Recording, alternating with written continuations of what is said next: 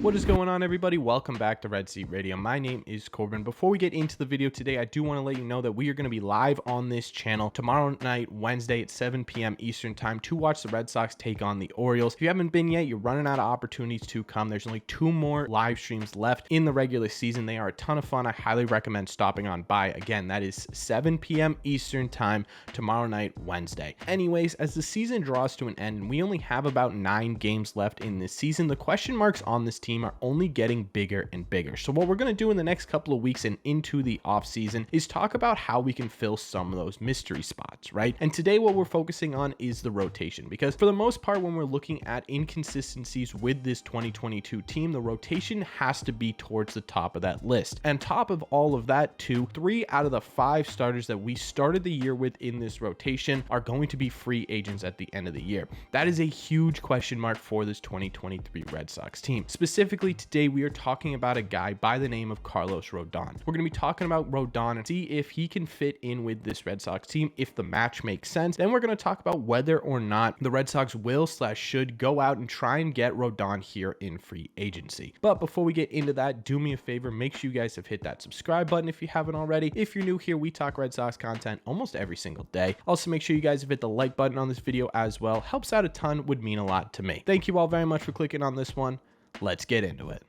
There are a lot of things to take into account when looking at whether or not a free agent is a good fit for the Boston Red Sox, but the first thing I always look at is whether or not they can perform in a big market city. Now, the reason for this is because you can have the best statistics in the world, but if that does not translate when you move to a larger market, it doesn't matter, right? In the case of Carlos Rodon, I don't think that's going to be a problem. He was able to perform in Chicago, which is a pretty big market in terms of baseball. He played for the White Sox for the majority of his career, and this year he spent his year with the San Francisco Giants, which again is a pretty big market in terms of baseball fandom. So I don't think Carlos Rodon will have any problem adjusting to the outside pressures of a big market team like Boston if the Red Sox were to sign him. And I'm curious to see what you guys think. How do you think Carlos Rodon would handle a transition from San Francisco to Boston? Let me know your thoughts on that down below. So in my opinion, yes, he checks off the will he be able to play in Boston box. Now let's take a look at his statistics, because his statistics this year are actually really good. He leads the league in 2 categories, one being FIP, where he has a FIP of 2.34, and the other is strikeouts per 9, where he has 11.9 strikeouts per 9. Pretty impressive. He also has a 2.97 ERA and a 1.35 ERA plus. He's about 35% more productive than the average pitcher in baseball. So there's a lot of upside to signing Carlos Rodon when looking at whether or not the Red Sox would be a good fit for him. There are some concerns though as well. The biggest concern is his injury history. In fact, in 2019 and 2020 combined, he only pitched in 11 games, and only 9 of those games were starts. Now take that with a little bit of a grain of salt, considering 2020 was the COVID season. That was such a weird year for everybody. There were so many great and incredible talents in this game that had down years in 2020 because of everything that was going on,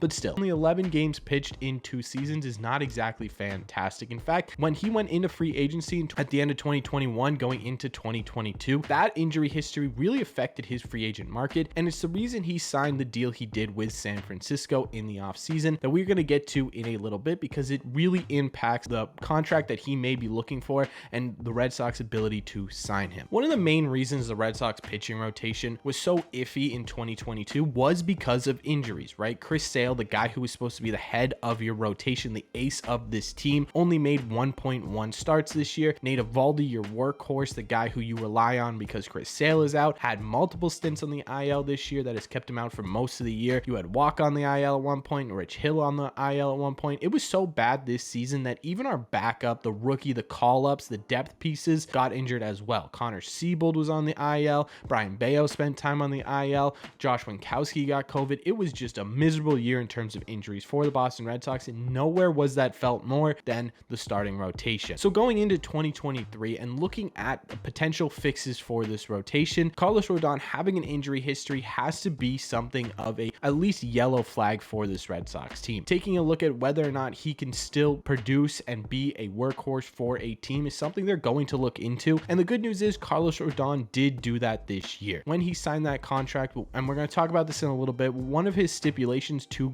reach free agency again and have his player option was to pitch a certain amount of innings. Well, this year Rodon made 30 starts, more than he's made in the past 3 years, and he still has 1 or 2 starts left to go. So while yes, it is a concern that Carlos Rodon has had an injury history, the fact that he was able to go out there this year, be a dominant pitcher, be a top 5 Cy Young vote probably in the NL, is a really good sign of him going to free agency and kind of limits the concern on him being injury prone. But at the end of the day, all this boils down to is money. So how is Carlos Rodon going to get here to the Red Sox? What type of contract is that going to look like? And are the Red Sox going to look at getting Carlos Rodon in free agency?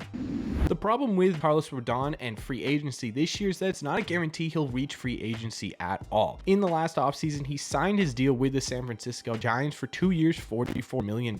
And the stipulation is if you pitch 110 innings in the first year, you have a player option for the second year. Now, Carlos Rodon is at 172, but there is always the chance that he does not opt out of his current deal. So if you're Carlos Rodon, there are 2 ways to look at your current contract situation. The first is that, yes, I signed this deal as sort of a prove it deal to say, hey, yes, I can spend an entire year healthy. I came here, I did what I needed to do, but I want to show teams that I have longevity, that if I sign a 5-6 year deal, I'm not going to be injured for 4 or 3 of those years. And he opts in, right? Plus $22 million a year isn't exactly chump change. You know, he's not exactly getting screwed over in San Francisco right now. So there's a possibility that he does not opt out. In my opinion, it's more realistic though that he does opt out. And the reason for that is because he went there to do what he wanted to do. He wanted to go there and prove that, yes, I can be healthy for an entire year and look at what I can accomplish when I am healthy. Now that I've done both of those things, $22 million is nice, but I want the longevity. I want the assurance that I'm going to be pitching for the same team every year for the next 5-6 years, something like that, right? If you were Carlos Rodon, what would you do? In my opinion, he's going to opt out to see if he can get a longer term deal around that type of money as well and see what the free agent market looks like. So with the chances of him opting out being fairly high, in my opinion, let me know if you disagree in the comment section down below. A contract for Carlos Rodon, in my opinion, that would be good for the Red Sox and good for Rodon, would be about 4 years, $23-24 million a year with an opt-out somewhere in there, either a team opt-out or a player opt-out. And the reason for this is because, one, Carlos Rodon, again,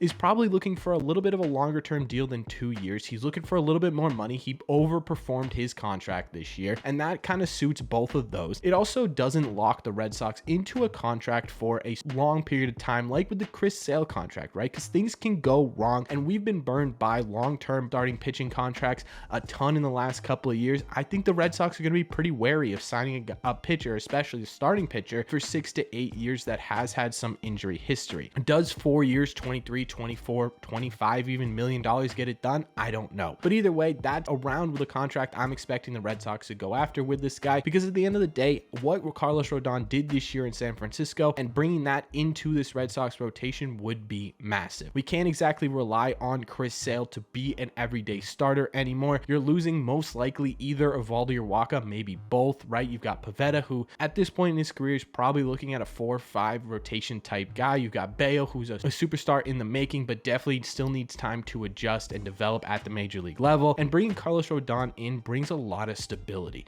So yes, in my opinion, I think that the Red Sox go after Carlos Rodon this offseason. The question is whether or not they are actually going to want to give out a longer term contract to a starting pitcher once again. Let me know in the comment section down below. What do you guys think of Carlos Rodon? One, do you want him here? How long do you want him here? And do you think it's a possibility or a realistic possibility that the Red Sox actually go out and get him? Let me know all your thoughts on this topic down below. As always, if you made it to the end of this video, do me a favor, make sure you guys have hit that subscribe button if you haven't already. Like I said at the beginning, we talk Red Sox content almost every single day. Plus, you made it to the end of this video, you might as well hit that subscribe button. You also might as well hit that like button as well. Again, it helps out these videos a ton and would mean a lot to me. Thank you all very much for clicking on this one. I will see you in the live stream tomorrow night, Wednesday at 7 p.m. Eastern, and in the Red Seat.